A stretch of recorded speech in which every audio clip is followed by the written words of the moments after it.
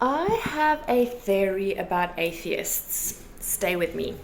It's not a conclusion, it's not a fact, it's just a pattern that I can't stop noticing. I have met and discussed spirituality and Christ with many atheists from all cultures and all backgrounds. And one thing that all atheists that I have met had in common, because I've asked a specific question, is a father wound. So let me explain. Some of the most influential atheists in history don't just reject religion. They also have complicated relationships with their fathers, authority, or religious structures themselves. Take Friedrich Nietzsche. His father was a Lutheran pastor who died when Nietzsche was very young. Nietzsche later wrote, "God is dead." He also attacked Christianity as a system of obedience and submission. Then there's Sigmund Freud.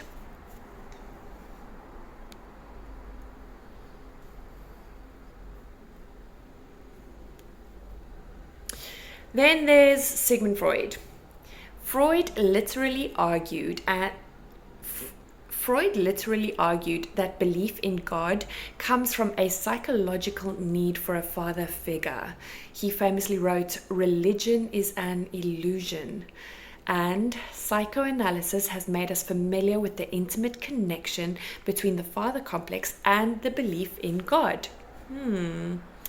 Christopher Hitchens, one of the most famous anti-religion voices of the modern era, describes religion as a poison.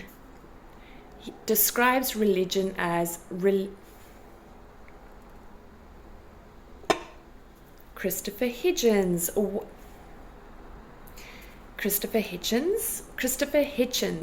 one of the most famous anti-religion voices of the modern era. He described religion as religion poisons everything.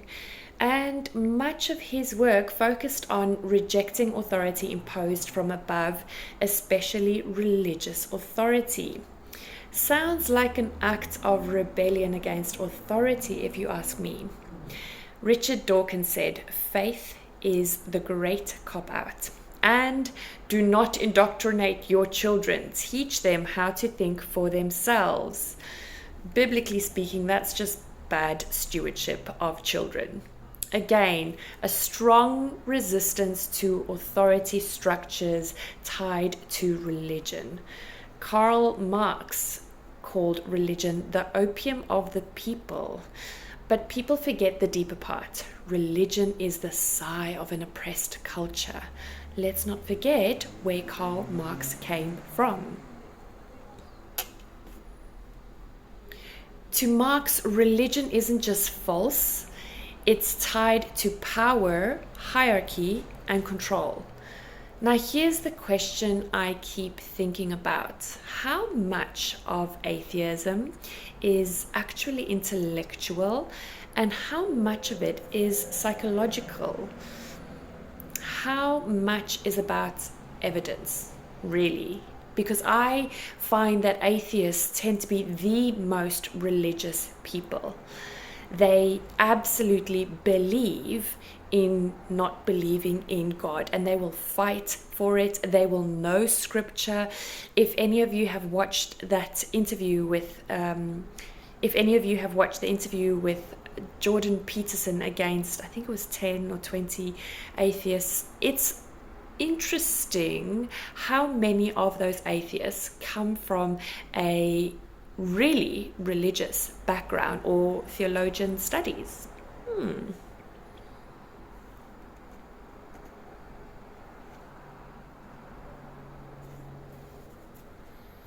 How much is about authority, fatherhood, control, rebellion, or disappointment?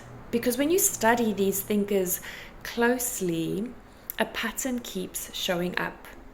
Conflict with authority, distrust of hierarchy, suspicion towards the father, Again, I'm not saying atheism comes from father wounds. That would be far too simplistic. But I do see father wounds, religious trauma, or authoritarian trauma can lead to you losing faith in an all-loving Father that loves and accepts you unconditionally. The biblical language and of course, the abused authority of church leaders who try to shame us into submission and correction could create an inner need to rebel, to find your identity and your place in society away from those overzealous Christian spaces. So I'm asking whether our relationship with authority changes the way we see God. So I guess what I'm asking is whether our relationship with authority changes the way we see God more than we care to admit. What do you think?